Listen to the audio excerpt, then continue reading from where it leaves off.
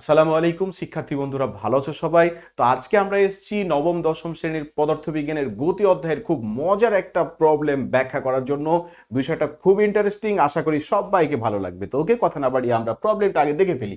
কি বলছে, গোলাকার এই পৃথিবীতে কি এমন জায়গা আছে যেখান থেকে তুমি দক্ষিণে 1 কিলোমিটার গিয়ে পূর্ব দিকে 1 কিলোমিটার গেলে, অতঃপর আবার উত্তর দিকে 1 কিলোমিটার গেলে আগের জায়গায় পৌঁছে যাবে? অর্থাৎ উত্তরে আবার 1 কিলোমিটার গেলে আগের জায়গায় পৌঁছে যাবে। ব্যাপারটা কেমন? অর্থাৎ আমি যদি এখানে আঁকি, হচ্ছে নর্থ, এটা হচ্ছে সাউথ, এটা হচ্ছে ইস্ট এবং এটা হচ্ছে ওয়েস্ট, অর্থাৎ উত্তর, দক্ষিণ, পূর্ব, পশ্চিম। বলছে কি, কোনো একটা জায়গা থেকে আমি দক্ষিণে যাব 1 কিলোমিটার, এই যে দক্ষিণে 1 কিলোমিটার গেলাম, ওকে। তারপরে আবার কি বলছে, পূর্বে 1 কিলোমিটার যাব, গেলাম, আবার আবার উত্তরে রিটার্ন করবো 1 কিলোমিটার। বলছে যে আমি যেখান থেকে হাঁটতে শুরু করেছিলাম এই ঘটনার পরে আবার এই জায়গাতেই ফিরে আসব, এইরকম কোনো জায়গা পৃথিবীতে আছে কি না, এই বিষয়টাই আমরা আসলে ব্যাখ্যা দেবো। যে পৃথিবীতে এমন কোন জায়গা থেকে এই ঘটনাটা ঘটলে বা এইভাবে হাঁটলে আমরা যেখান থেকে হাঁটতে শুরু করেছি ওই জায়গাতে ফিরে যাব, আমরা এই জায়গাটাই দেখবো। হ্যাঁ, পৃথিবীতে এরকম জায়গা আছে, চলো দেখি আমরা।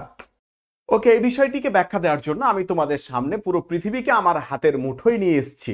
ওকে, এই হচ্ছে পুরো পৃথিবী। এই পৃথিবীর আমরা বললাম এটা হচ্ছে আমাদের এই যে নর্থ সাইড বা উত্তর মেরু, এই সাইডকে বললাম আমরা এই যে দক্ষিণ মেরু, সাউথ সাইড, ঠিক আছে। তাহলে আমরা এই যে উত্তর মেরু, এই যে দক্ষিণ মেরু। এখন এই যে মাঝ বরাবর উত্তর মেরু থেকে দক্ষিণ মেরুর মাঝ বরাবর এই যে টোটাল যে বৃত্তটা আমরা দেখতে পাচ্ছি, এই যে বৃত্তটা, এই বৃত্তটাকে বলা হয় নিরক্ষরেখা। ওকে, এই রেখা বরাবর পুরো পৃথিবীকে যদি আমরা এরকম অর্ধেক করে ফেলি, এই যে আমি পুরো পৃথিবীকে এই যে অর্ধেক করে ফেললাম, ঠিক আছে। তাহলে অর্ধেক করে ফেললে এই যে দক্ষিণ দিকে যে অংশটা, এটাকে আমরা বলি দক্ষিণ গোলার্ধ, আর এই যে উত্তর দিকে যে অংশটা, এটাকে আমরা বলি কি, উত্তর গোলার্ধ। ওকে, তাহলে আমরা এই উত্তর গোলার্ধ, দক্ষিণ গোলার্ধ এবং নিরক্ষরেখা চিনলাম।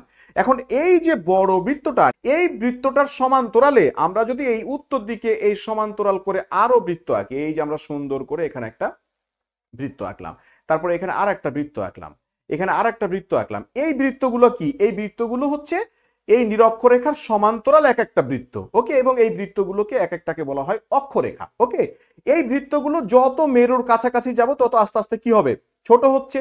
ছোট হতে হতে এই যে আমার নর্থ পোলে যখন একেবারে চলে যাব, আমরা যখন এই যে এখানে চলে যাব, ছোট করতে করতে আমরা যখন একেবারে আমরা যখন এই যে উত্তর মেরুতে চলে যাব, তখন এটা একটা কিসে পরিণত হবে, এটা একটা, এই যে দেখো, এটা একটা বিন্দুতে পরিণত হবে। ওকে, একইভাবে আমরা দক্ষিণ মেরুর দিকে যদি আবার একইভাবে এই যে নিরক্ষরেখার সমান্তরাল করে এখানে বৃত্ত আঁকি, এই যে আমরা সমান্তরাল করে বৃত্ত আঁকলাম, তারপর আবার সমান্তরাল করে বৃত্ত আঁকলাম, আবার সমান্তরাল করে বৃত্ত আঁকলাম, এইভাবে বৃত্ত আঁকতে আঁকতে বৃত্তগুলো আস্তে আস্তে ছোট হতে আছে, এবং একইভাবে এটা দক্ষিণ মেরুতে যে কি হচ্ছে, একটা বিন্দুতে পরিণত হচ্ছে। এইটুক তো বুঝতে কোনো সমস্যা নেই। এবং এই এই রেখাগুলোকে আমরা কি বলছি, এক একটা অক্ষরেখা। তাহলে সব থেকে বড় অক্ষরেখা কোনটা, এই যে সব থেকে বড় অক্ষরেখা হচ্ছে নিরক্ষরেখা। ওকে, তাহলে আমাদের যে সমস্যাটা ছিল আমরা সেই জায়গাতে যাই। কথা ছিল কি, আমরা এমন একটা জায়গায় থাকবো যেখান থেকে আমরা দক্ষিণে 1 কিলোমিটার যাব, তারপরে পূর্বে 1 কিলোমিটার যাব, তারপর আবার উত্তরে 1 কিলোমিটার যাব, আগের জায়গায় ফিরে যাচ্ছে কিনা। ওকে, আমি ধরলাম যে আমি ঠিক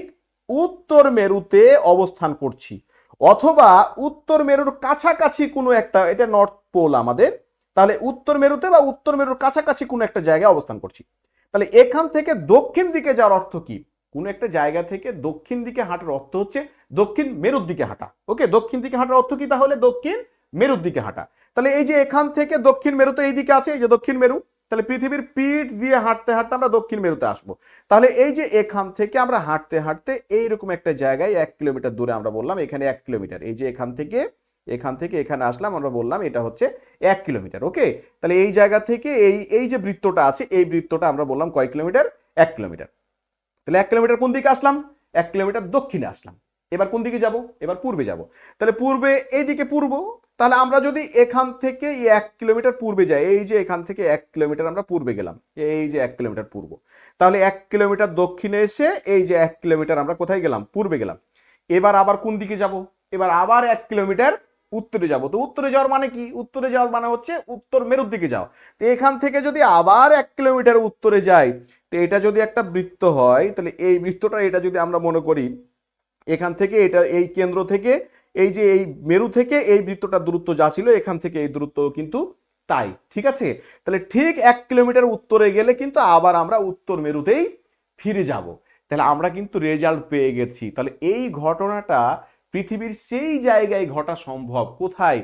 উত্তর মেরুতে বা উত্তর মেরুর কাছাকাছি কোনো একটা জায়গায় এরকম একটা ঘটনা সম্ভব, যখন আমরা উত্তর মেরু থেকে হাঁটতে হাঁটতে 1 কিলোমিটার দক্ষিণে যাব, তারপরে 1 কিলোমিটার পূর্বে গিয়ে আবার যদি আমরা 1 কিলোমিটার উত্তরে ফিরে যাই, তাহলে আমরা যে পয়েন্ট থেকে হাঁটতে শুরু করেছিলাম ঠিক সেই পয়েন্টেই পৌঁছে যাব। এটা কোথায় সম্ভব? উত্তর মেরুতে বা উত্তর মেরুর কাছাকাছি কোনো একটা জায়গায়।